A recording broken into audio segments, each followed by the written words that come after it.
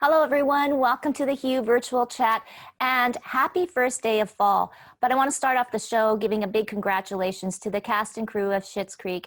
And that is the name of the show. It's spelled, I believe, SCHITT apostrophe S. But anyways, to Eugene Levy and his son Daniel and all the cast, they walked away with 7 Emmy Awards. So I guess the association showed some true love for Canadians. And then on a personal closer to home, we want to say congratulations to Connor Hellebuck. He won the Vezina Trophy. And wow, what a big title and trophy to win. So congratulations to you, Connor, and the Winnipeg Jets. A little sad that it's not a Stanley Cup. But anyways, I have a beautiful fall background behind me. We are going to talk a little bit about Breakout West.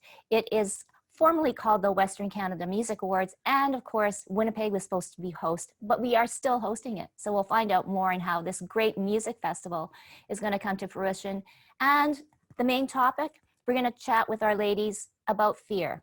So fear can immobilize us, paralyze us, but it also can bring us together. So if you thought about what your fears were 5 years ago or even last year, well, let's just say that the bigger fear today is the fear of the unknown. So we're going to talk more on how it's really stripped us down bare, kind of eroded all of the empathy and compassion that a lot of human beings have for each other. So we're going to try to bring back the human in all of us. So let's open the doors to all of the lovely ladies here to join us on the virtual chat. Hello. Hey, hi, Mary. Good morning. Hi, Charlotte. Hi, Linda. Hello. And hey, and good to see you. And Michelle too. Great. And I believe Robyn should be around too. Robyn from Breakout West should be coming soon. I'm just looking at my monitor if you see me. Oh, that is Robyn. Robyn Stewart. Yay, hi. Hey, sorry. Yeah, we were just talking to Flara Kay. So we'll have more and all of that. So I believe there's probably going to be more people joining us. So, we'll just be adding the ladies as we come in. But I want to start off, talking about something fun and really kind of bringing back the happiness in our city. And that's going to be you, Robyn. Breakout West. I know this was supposed to be like one of the the marquee fall festivals for music here in our city. And you know what? We all know that Winnipeg has the best music scene. But anyways, Breakout West, September 25th to October 9th. It is happening here in Winnipeg, but a little bit more on a virtual sense, I kind of figure. So Robyn, she's the executive director. And I know 2020 has been a big year for you. in so many ways, besides having to kind of retrain or whatever, reconfigure the festival. But I also want to say, first and foremost, congratulations on your beautiful baby boy. Thank you. So festival, let's go with it. Breakout West, what can we expect? Well, we're launching on Friday. We're going to announce all the winners of the Western Canadian Music Awards to kick everything off. And then we've taken what's normally a 4-day event and stretched it over 2 weeks with programming every day, not full days. It's been such a pivot of realizing what people's schedules are right now, what kind of time capacity everyone has, what kind of online capacity everyone has, and wanting to also make sure that we're supporting the artists and industry that need it so much right now and reaching them when they have the capacity to take that in. So. Yeah. So can you fill us in on maybe some of the highlights for the week and what maybe we should be tuning into? Yeah, for sure. So we throughout the 2 weeks that we're having a few sessions that where we're going to be networking, where it was the highlight of Breakout West in the past, getting together, sharing a drink with colleagues that you don't see throughout the year and you just communicate with on email and such, and trying to just connect artists and industry in that way. And so we found a great online platform to do that, where you virtually bounce around a room and move in and out of conversations and chat with each other. So for me, that's something I'm really excited about. We also have keynotes with Winnipeg's own William Prince and some other highlight speakers to just showcase some of the really important messages we're looking at this year. And we're doing a networking session specifically with women and non-binary artists and industry to connect them, to talk about what they're working on, what challenges they might have that they can connect and help each other with, and move that work forward. So a few Wow. highlights. Mm-hmm. I guess, maybe just talk too about the whole, your staff and everybody kind of coming together and figuring it out. How long in the process did you figure it out? Okay, we're reverse engines. Yeah. Well, and it's funny you asked that, because in May even, I was being very positive with my staff, going, we're going to be in person. This cannot possibly last till October.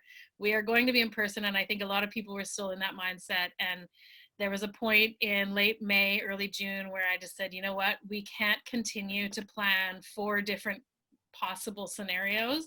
Mhm. We have to think of our own mental health and our own workload, and let's just do the safe route and do what we know is right, and turns out to be the best we could have done in person anyway. So moving to online was the right choice, and I think that it was a big pivot for our team. Yeah. Because there were some roles that, the programming of the speakers and so forth, it really didn't change that much, but then other roles like on-site logistics and flights and accommodations, and that's just completely out the window. So I'm equipped with a really solid and smart team that was able to pivot and turn their skills to online capacity and different technology methods and things that can really support us. So we didn't really change a lot of our team, but we just sort of shifted roles and shifted skills, and everyone's really pulled together.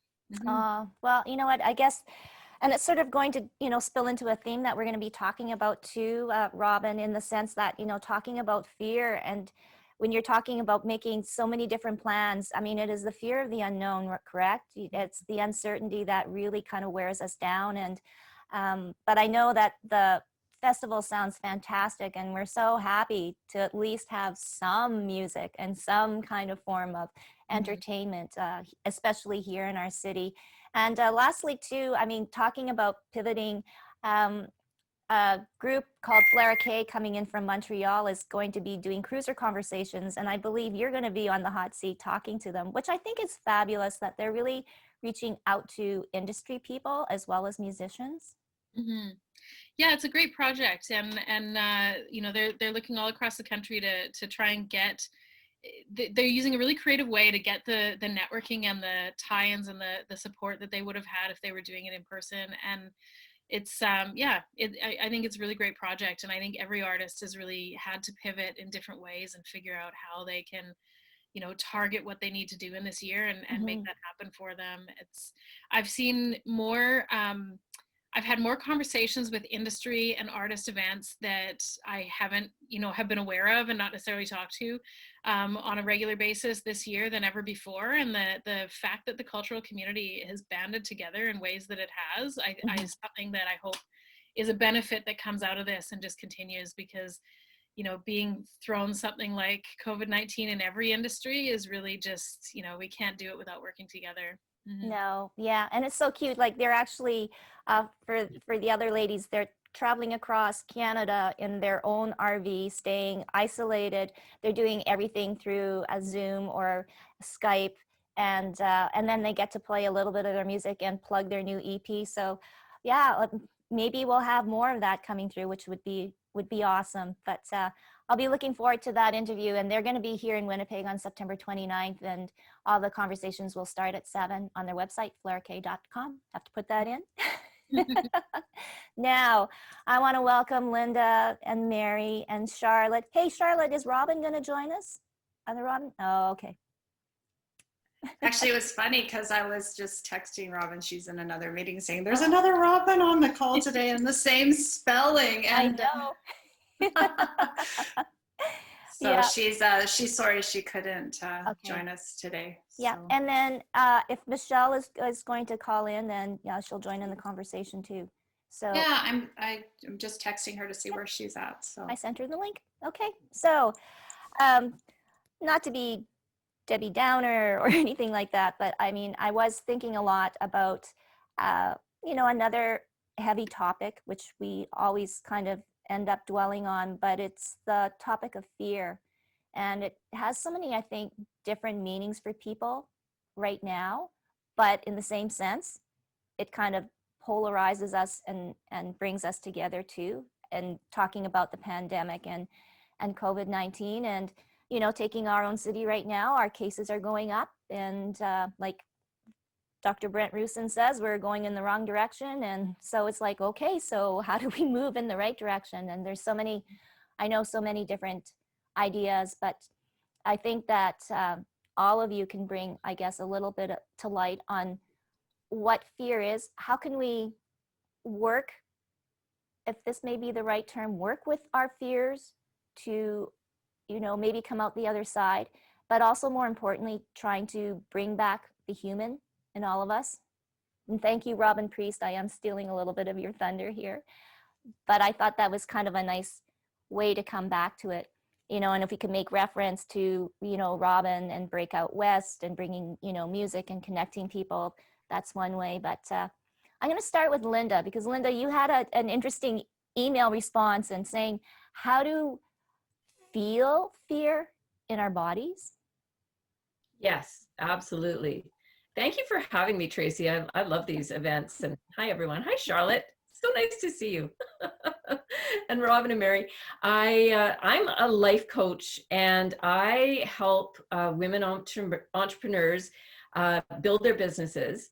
And so we are talking about fear all the time. And fear, it doesn't always take the form that we think it is. When we think of fear, we think of, like the big, like, oh my gosh, I'm so scared to do this. What I find is that fear often takes the form of sitting on the couch and thinking, should I go to that event, or should I stay home where it's cozy and safe? It's more like, my experience of fear is more that subtle, I didn't want to do that anyway. I'm not going to put myself out there. I'm not going to take the risk. That kind of subtle things that we almost lie to ourselves and say, it's not fear. It's just, I just didn't really want to do that. I just didn't really want to get out there. And that's harder to recognize in ourselves. It just seems, it seems justified. It seems like, well, the pandemic is terrible right now. I'm not going to put myself out there by taking a chance of going to, say, a networking event. I'm going to stay home where I'm safe. Mm-hmm. Very, very real thoughts, very real feelings. But what I have done in this last month is I actually created a networking challenge for myself, because I was finding that from the pandemic, I really was getting very isolated, very small. I wasn't taking chances. I was kind of shutting myself away, and I knew I needed to get out there for my own business and for my own mental health, of connecting with people and feeling that human interaction from a safe distance, masks, hand washing and social distancing. But I really noticed in myself, I was really kind of, self-protective, holding back. And in this last month, I've gone out to so many more events, and just creating that interaction again has been so positive. It's been just tremendously impactful to get together with real people and have that creative spark that you can only get from being with other people. And that said, like, creating this networking challenge brings up all the fears. It's all the fears of getting out to events. Like, what stops you from going to an event? Is it like your fear of, like, I'm not an expert, or I don't belong here, or that imposter syndrome, like I don't have the qualifications to be in this room. Everyone else in this room is more qualified than me. All of those things play into the fear that holds us back. And what I talk about with clients is, I'm not a person who believes that we are ever going to live a fearless life. Like some people say, you just have to get over your fears. I don't think that that's possible. I think we are humans. We have human brains. Our human brains are designed to keep us safe and keep us safe from trying new things because it sees it as dangerous. So we're never going to get rid of fear. It's always going to be there, especially if we're taking new steps, if we're doing something that we haven't done before. Fear is going to be there. So it's learning to recognize how it shows up in your brain. Is it showing up as any of those things I said, like that imposter syndrome, that just feeling of not, I don't have the right clothes, I don't have the right, I don't have business cards that are professional, all those little things. Does it show up in that way for you, or does it show up in another way? Mm-hmm. And then when those thoughts do show up in your brain, what's happening in your body? Is it that, that tightness in your throat? Does it sit in your chest? Is it that churning stomach? And if you can start to identify what's happening in your brain, how it's appearing in your body, you can change that. You can process those emotions. And processing emotions looks like different things for different people. But for me, it's walking, it's yoga, it's talking to a friend, it's journaling, it's any of those kind of things that get the body moving, get the thoughts on paper. I'm a big advocate for journaling for mental health. That's huge. And then replacing those thoughts that are holding you back from doing what you want to do, are optional. Like that's the most important thing that I ever learned through life coaching was our thoughts are optional. We can change our thoughts. We can practice new thoughts. And it's, again, thoughts that energize people are different for, what works for Tracy might not work for Mary. What works for me might not work for Charlotte. But for me, it's, I can practice thinking a thought that is going to energize me. Like, if I'm thinking of going to a networking event, like one of Robyn's networking events, I would be thinking, I have something to offer to this group, or I'm just going to go and be really curious about these people that I'm meeting. Any of those thoughts are going to create feelings in me of curiosity, confidence,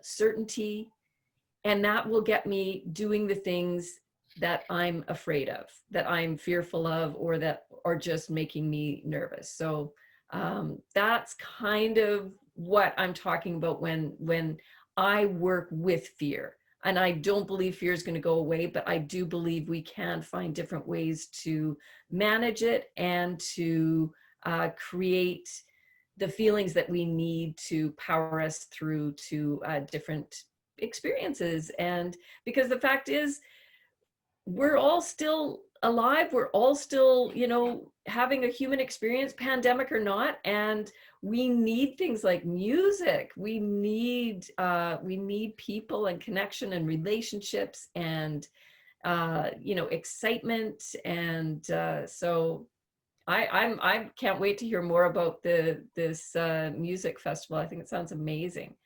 Oh, well, no, you raised some really good points that, quite often we don't think about that because we get so involved in our anxiety and fear. And so, Mary, now, I guess fear has maybe a little bit of a different connotation for, your side and the work that you do. Good morning, everyone, or almost afternoon. Hi, glad to be here. I guess I was listening to what Linda was saying and think, in my work, I totally experience fear. And so I can think of it just from my own personal trying new things, but and feeling those physical responses, but not allowing that to be a barrier for me and still continuing despite the fear. And sometimes I call it being fear-sighted, where I'm so afraid of something, but I'm also excited about something. So I think of it that way. But I think in the work that I do, working a lot of times with folks who are experiencing violence, whether that be domestic violence, within a family, intimate partner violence, sexual violence, and being afraid to be around people or be living in a home with someone or be in a relationship, right? The fear that comes in our unsafe spaces. And certainly we've heard over the last number of months about what we call a shadow pandemic, and the pandemic that is kind of happening alongside COVID, where often women, but people of all genders can be at home and now at increased risk, living with a partner who may be using violence or be abusive. And so the fear of that at a time when resources are limited and services, now things have opened up again, but certainly for a while there, thinking about, how do I access resources? What supports are available in the community still? And so it's created, conversations and creative responses by the community who provide supports to individuals and helping to address their fears. So it's been a really interesting time, COVID and fear. So it's a good conversation to be having, Tracy. Well, and Mary, in your opinion, have we become, I guess, and like I said in that last statement, we want to bring our human back. And I'm going to ask Robyn that question too, just because of, having a baby, especially in these crazy times. Do you feel in general that we have lost our empathy and compassion a little bit just because we're in this unknown and nobody can predict and nobody has the answers, and especially, with some of the people that you work with? Is there like a sense of that or no? Not at all. I think quite the opposite for me. I think it's, mental health and stress and all these important topics are really prevalent in the music industry, but right now more than anything, people are understanding what else is going on in your life when you're seeing people as more than just what they do in their physical office space. You're now coming into their homes in ways like this, and it's becoming so much more obvious. I did a panel, sort of pre-panel huddle yesterday for a session we're doing on the weekend, or sorry, next week, on parents in the industry, not just women, moms and dads. And Cool. as we logged into the pre-huddle, one of the parents on the session said, "I'll just be a couple minutes," because her child was screaming as the session started, because she is now in a place where she doesn't have daycare right now. So it's, I think that we've just made these other parts of our life so real, and it's been, I think for the most part what I've experienced is people have been very understanding and recognize that while we may feel that we have to hide these things and be a different person at work or put this stuff aside, we don't. And I mean, I'm one that, if I were traveling this year, I would be traveling with my baby. And was lucky enough to have a lot of partners who were accommodating that and finding me nannies and cribs, etc. In the planning phase. But I mean, because we're not in that place, we're seeing there's so many more people finding that to be welcoming. And I mean, I know when I go to an event physically in person, I reach out to the other artists that are going that I know have kids and say, "Do you need anything?" Like, because they're setting it up for me. What else can I ask for? And I mean, there's less of that physical stuff this year, but I've done so many conversations where a little cameo pops up over someone's shoulder of their child, or they have to run for a second and whether it's change a diaper or get some lunch ready, and it's part of us. So Yeah. Oh no, then that's beautiful to hear. I love that, having a parents workshop, because I mean, that's all kind of strategy and pivoting. So I'm going to go to Charlotte now. I am peer support work, mental health and wellness. This is all part and parcel of fear. And obviously the work that you do you're seeing it more often. And maybe spilling off on Robyn's talk about the parent side of it, you deal with parents. Do you feel that there is a lot of stress and physically just, I'm tired of this? When you're talking to the parents, she's going, yes, no. Oh gosh, where do I start? I was going to say, hi, Linda, and nice to see you again, Mary, and nice to meet you, Robyn, and thanks again, Tracy, for having me on this show. Robyn and I, and so Robyn, so you may not be aware, my business partner's name is Robyn, spelled the same way. So when I refer to that, we spend a lot of time talking about fear, trauma, anxiety, in what we call supporting with understanding. And, fear for us looks so different to, like, everybody's fear looks different.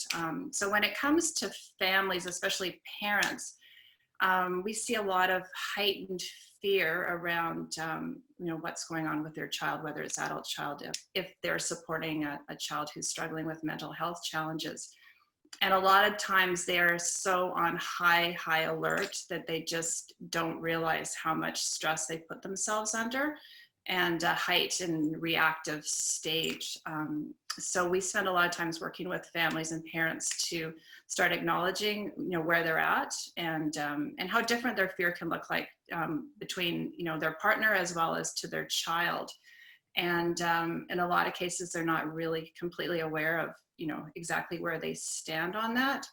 And then it, just bringing back to what Mary was saying and Linda was saying, like, fear looks so different to so many.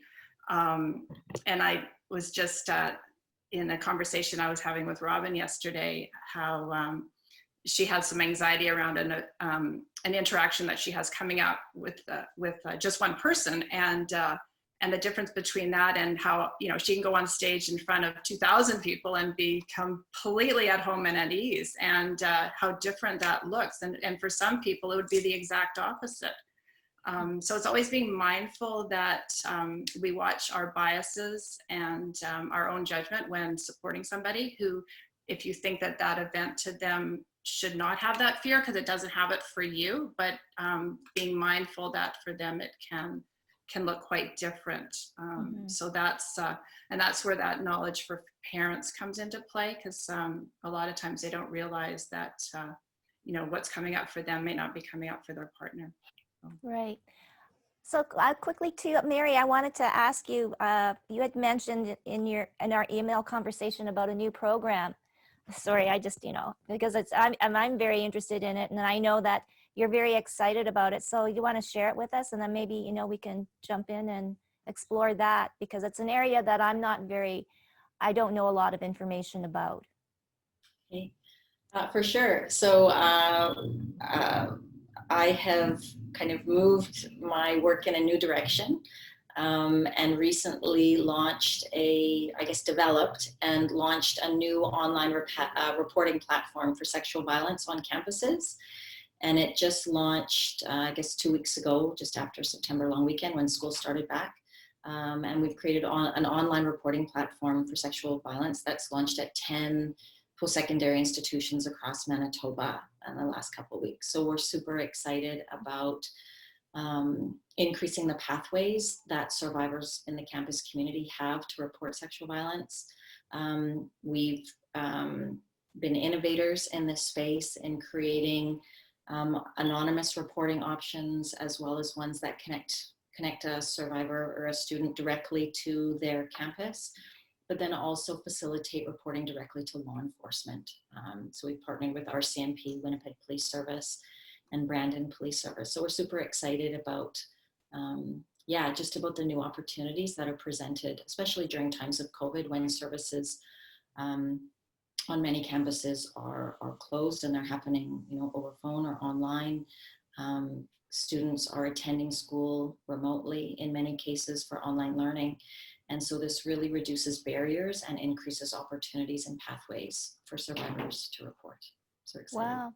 Mary, can you kind of fill us in on like how big of a problem is this, or, has it always been there. It just hasn't been, you know, in the news or, you know, in the media, so to speak. Sexual violence on campus is a significant problem. In end of 2015, a film came out called The Hunting Ground, which focused on sexual violence on campus in the United States. Kind of after that, in Canada, there started to be more attention paid to it with something called Our Turn, which was a national action plan led by post-secondary students. And within the last couple of years, the kind of federally, our government has been putting more resources in place across Canada to support innovation and initiatives. A Stats Canada report just came out within the last week or so, saying that about 71, I think was the number, percent of students are witnesses to sexualized violence on campus. So that's 3/4. Like that's a lot of students. They say that around 20% of female students experience sexual violence in their undergraduate degrees. So it's a, you know, when we look at the numbers of students, I think there's over 2 million students, post-secondary students across Canada. The numbers are quite staggering. So, you know, there are a lot of initiatives. Certainly individual institutions are moving forward in different ways. But it's a significant problem on our campuses. And we also know that for those students that are experiencing sexualized violence on campus, it has an impact on them, not only in terms of the trauma and their mental and physical health, but also on their, you know, their career trajectory and how they move forward and how they maybe continue or don't continue with their classes. So it has all round impacts. And so we're excited to be able to, you know, to hopefully create spaces that will enable institutions to have data with respect to prevalence on campus, because as well as being something that occurs frequently, it's also something that is significantly underreported. And sexual violence to police is only about 5% report. So the numbers are really low. So we're hoping that by creating new online opportunities to report, we then have increased data that we can then use to help create change. So that's what we're doing. In a nutshell, just something simple like that. Oh, and I'm like, it strikes me too on and we had talked about this, creating safe places. Mary, you said, you know, creating spaces where people feel comfortable enough to come forward.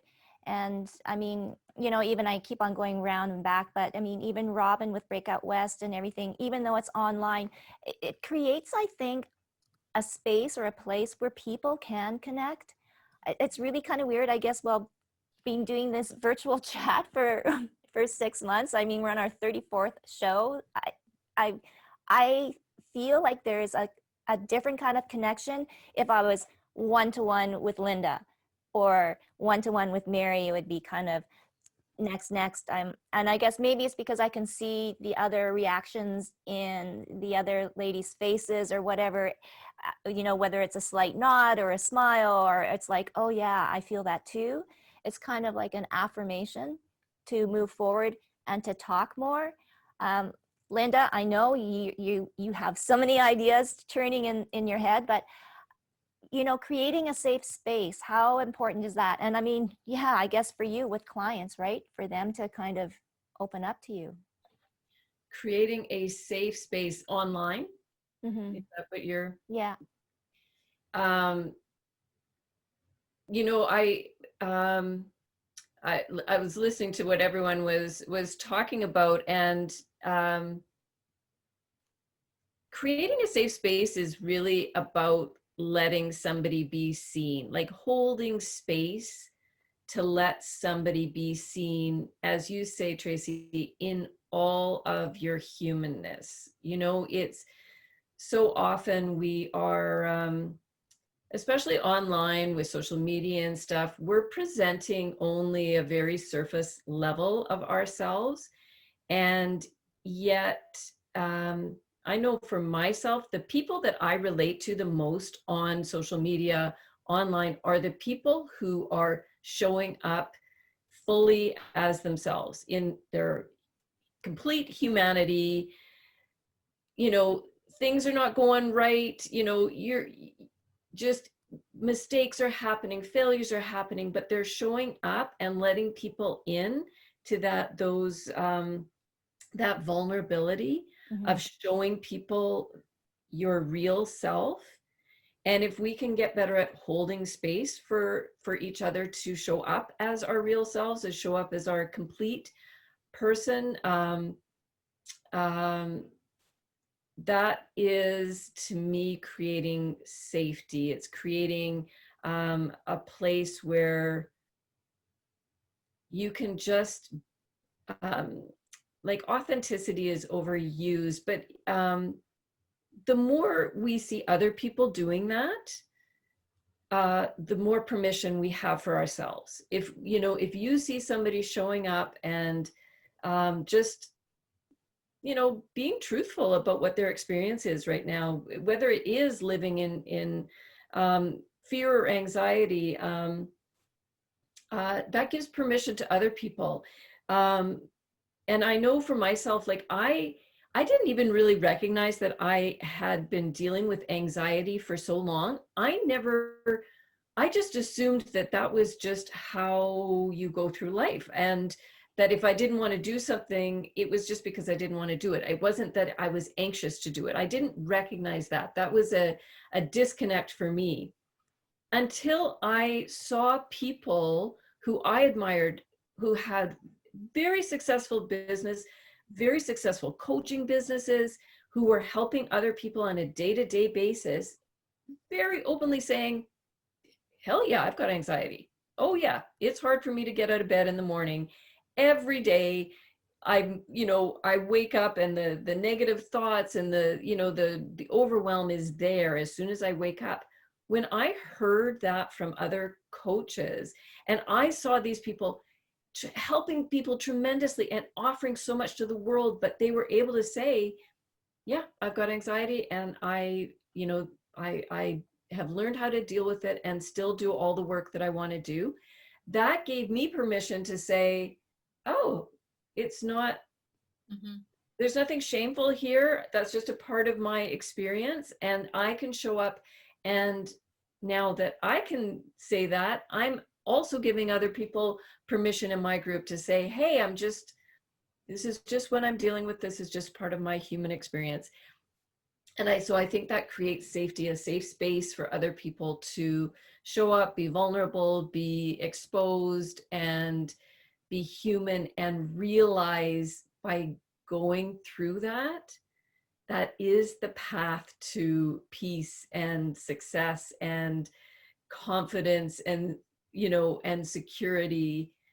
But we do have to go through that. You can't get there just by getting a slick website and getting the good business cards, and you have to go through that vulnerability to really have an impact in people's lives.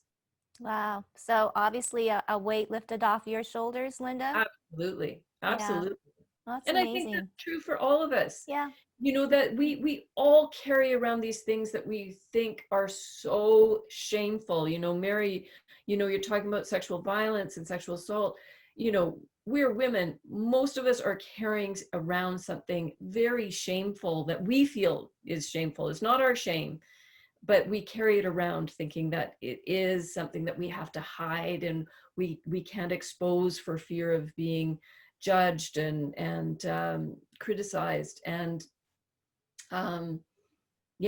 it's when you are able to really look at those experiences that have created shame for you, and start to come face to face with shame, and the fact that every single person carries around shame, it is very freeing. Yeah. It is. Yeah. Wow. And Charlotte, you all know about lived experience, and we've heard that expression so many times, but I think now, especially with everything we're going through, I think it means so much, the lived experience. And then again, being able to share that. which I think is helpful. Yeah, and I was just one thing that Linda mentioned that just made me think of it, and Kirsten sends her best too. She's off working on something, but part of the province of Manitoba's support of mental health. Kirsten's a colleague of mine, is running an amazing workshop that's free to Manitobans called Moving Past the Shame and Embracing the Gifts. And she just ran it last week, and to rave reviews. And we actually had people from all across Canada in it. But that's just part of that lived experience, peer support piece that the province is funding. That goes part and parcel with the peers working in the Crisis Response Center, and as well as the Dauphin Hospital. And we always do a survey afterwards, and just some of the responses that are coming back, and how when we work with families around that too, it's just a lot of times parents are feeling a lot of shame and blame around supporting their child that's struggling with mental health issues. And they just feel that, they have totally messed this child up, and that's where this fear and shame comes from. And then when they start to see that there's others that have similar, you watch it start to lessen, and it totally changes. And then Kirsten ends the workshop on and embracing the gifts in the future. So really taking a deep dive into what your future looks like once you start to release that shame that you've been carrying. So it's anyway, it comes the next one she does next month is around advocating for your child, and then we have the getting rid of the shoulds, and then the shame one starts again in January. So for all you guys who missed it, you can join. No, it's pretty powerful. I was just going to ask Robyn now, with a little baby boy. Oh, and my goodness, he is the cutest little thing. What's his name? Ty. Oh my goodness. Oh, and having Ty in this, whatever. I mean, obviously, the fears would be in you, right, as a mom. And I guess maybe what are your feelings now moving, into the future with Ty and stuff like that? Well, and I think I don't know that I would say fear in that side so much as just a different pace. I have a 9-year-old as well, and it's been a long time since I've been in this position, but it's it's different, and it's like I was saying, I was planning to travel with him, but I'm not going to lie, when air travel shut down 4 days before I was supposed to hop on a plane to Estonia, there was some fear in that, as to, what if he's having a bad day and I can't make this session, and what if, there's still that, for sure. And it's, the fear around, when they grew up. I mean, self-disclosure, I suffer with heart disease. So there's bringing back to lived experience, there's, fear around just life in general. And being someone who, runs an organization here, there's, we're always stepping up in front of, and I appreciate, Linda, what you were saying about, this, when you realize it's not just you, and this opening up of just, it's okay to not be okay. And some days, and that's fine. And I mean, obviously, or honestly, my board, my staff, and my team are just really supportive of each other, and we have to be, because it's, we're not in this alone. And safer spaces, just pulling back a couple minutes in the conversation here, but it's also something very prevalent in our industry, is the same as yours. Even though we're coming from different places here, my board and staff just finished safer spaces training updates the last few weeks, and was very different this year in wanting to bring in things with online content, and going into, we have artists who are saying that going into an event like this that's online, where they're going to be potentially meeting with new industry and new people that can help their career, but in this format, as opposed to in person and in big rooms with lots of people, to them is actually lessening the fear, and is really interesting to how we look forward and how we're going to work, that they're saying, I've always been nervous about excited but nervous about these events coming forward. And now I'm just excited because I feel like it's on a playing field that I'm more comfortable with. So it's all these little feelings from your question I get, but yeah, it's it's so interesting how all these different areas really connect with similar themes. Yeah. No, and I think really it's truly, I guess, the way that we can adapt. And I think that's being human, isn't it? In a sense, yeah. Yeah, for sure. Just adapting. But well, you know what, Mary, just keep us posted about this project and let us know. And it'd be an area that we really haven't delved on, especially like on campus. And you're right, it does have a far more reaching effect for life in general. And that definitely there are areas where there could be help and peer support or whatever along the way to help these people. So kudos on your great work too as well. So you know what, I want to thank all of you ladies so much for taking the time. So don't forget, Breakout West starts September 25th this weekend, right, Robyn? I think. Yeah. Oh my God, it's the end of September. Oh, No. I know. How did we get here?